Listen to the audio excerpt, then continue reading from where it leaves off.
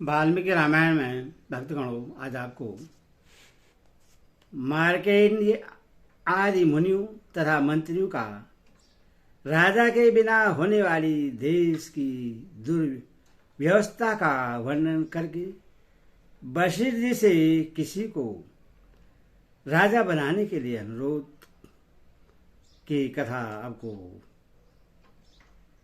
सुनाऊंगा। आप इसे ध्यानपूर्वक सुनिए और इस चैनल को लाइक सब्सक्राइब जरूर करें। निरानंद साहित्य कंडे जनाविला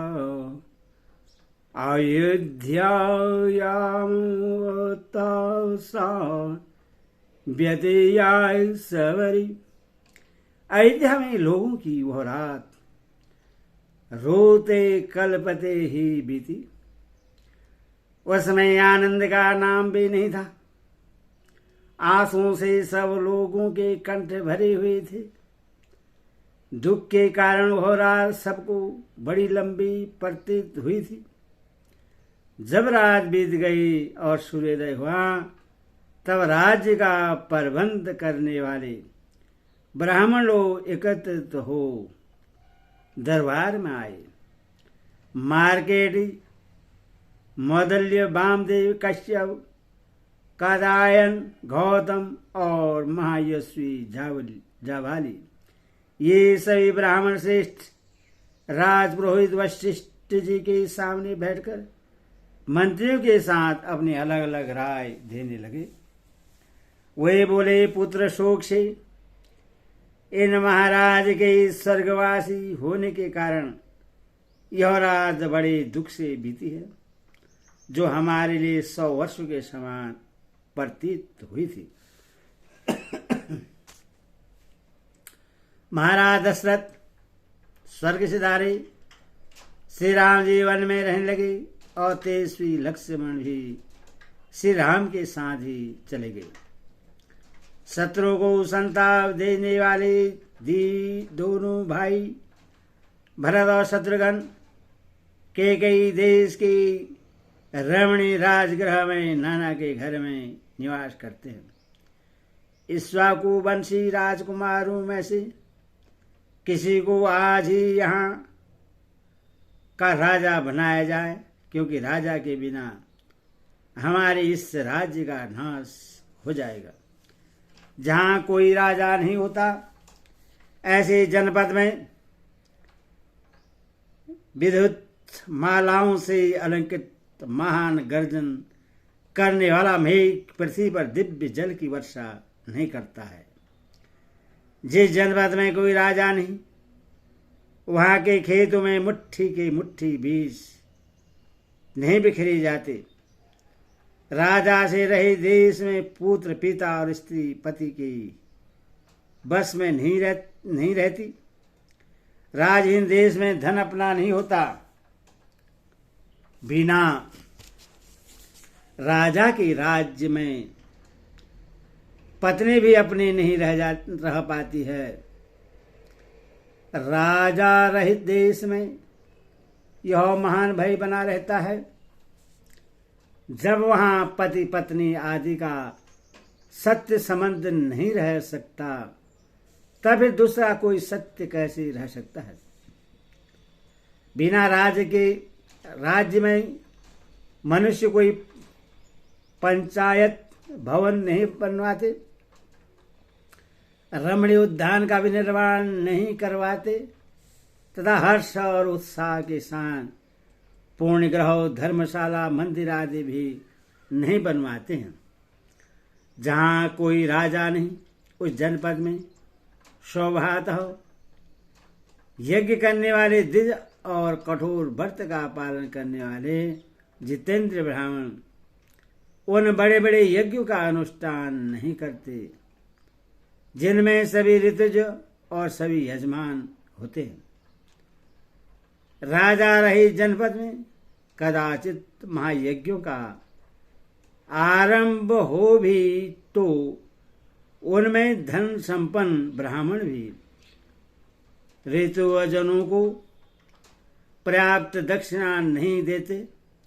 उन्हें भय रहता है कि लोग हमें धनी समझकर लूट न लें।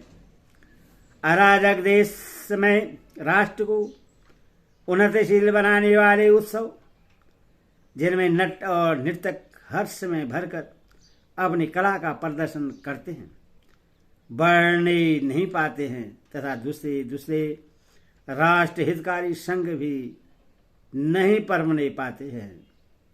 बिना राजा के राज्य में वादी और प्रतिवादी के विवाद का संतोषजनक निपटारा नहीं हो पाता अथवा व्यापारियों को लाभ नहीं होता।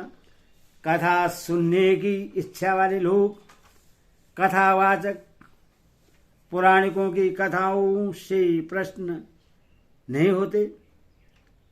राजा रहित जनपद में सोने के आभूषणों से विभूषित हुई कुमारियां एक साथ मिलकर संध्या के समय उद्यानों में क्रीड़ा करने के लिए नहीं जाती हैं।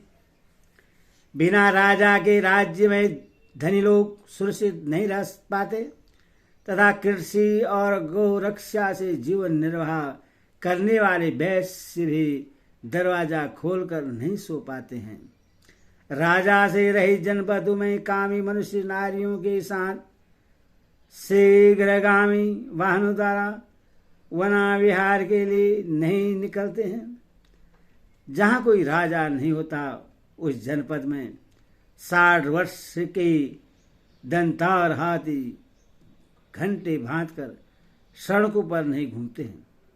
बिना राजा के राज्य में धनुर्विद्या के अभ्यास काल में निरंतर लक्ष्य की ओर बाण चलाने वाले वीरों की परिचय तथा करतल का शब्द नहीं सुनाई देता है। राजा से रहित जनपद में दूर जाकर व्यापार करने वाले वणिक बेचने की बहुत सी वस्तुएं सान लेकर कुशल पूर्वक मार्ग तय नहीं कर सकते। जहाँ कोई राजा नहीं होता उस जनपद में जहाँ संध्या हो वहीं डेरा डाल देने वाला, अपने अंतकरण के द्वारा परमात्मा का ध्यान करने वाला और अकेला ही विचरने वाला जितेंद्र मुनि नहीं घूमता फिरता है, क्योंकि उसे कोई भोजन देने वाला नहीं होता। अराजक देश में लोगों को अप्राप्त वस्तु की प्राप्ति और प्राप्त वस्तु की रक्षा नहीं हो पाती। राजा के न रहने पर सेना भी युद्ध में शत्रुओं का सामना नहीं करती। बिना राजा के राज्य में लोग वस्त्राभूषणों से विभूषित हो हष्टपुष्ट उत्तम घोड़ों तथा रथों द्वारा सहसा यात्रा नहीं करते हैं, क्योंकि उन्हें लुटेरों का भय बना रहता है। राजा से रहे राज्य में शास्त्रों के विशिष्ट विद्वान मनुष्य वनों और उपवनों में शास्त्रों की व्याख्या करते हुए नहीं ठहर पाते हैं। जहाँ अराजकता फैल जाती है उस जनपद में मन को बस में रखने वाले लोग देवताओं की पूजा के लिए फूल मिठाई और दक्षिणा की व्यवस्था नहीं करते हैं। जिस जनपद में कोई राजा नहीं होता है वहाँ चंदन और अगूर का लेप लगाए हुए राजकुमार बसंत ऋतु के खिले हुए वृक्ष की भांति शोभा नहीं पाते हैं। जैसे जल के बिना नदियां, घास के बिना वन और ग्वालों के बिना गौओं की शोभा नहीं होती, उसी प्रकार राजा के बिना राज्य शोभा नहीं पाता है। जैसे ध्वज रथ का ज्ञान कराता है और धूम अग्नि का बोधक होता है, उसी प्रकार राजकाज देखने वाले हम लोगों के अधिकार को प्रकाशित करने वाले जो महाराज थे वे यहाँ से देवलोक को चले गए। राजा के न रहने व राज्य में किसी भी मनुष्य की कोई भी वस्तु अपनी नहीं रह जाती। जैसे मत्स्य एक दूसरे को खा जाते हैं, उसी प्रकार अराजक देश के लोग सदा एक दूसरे को खाते लूटते खसोटते रहते हैं।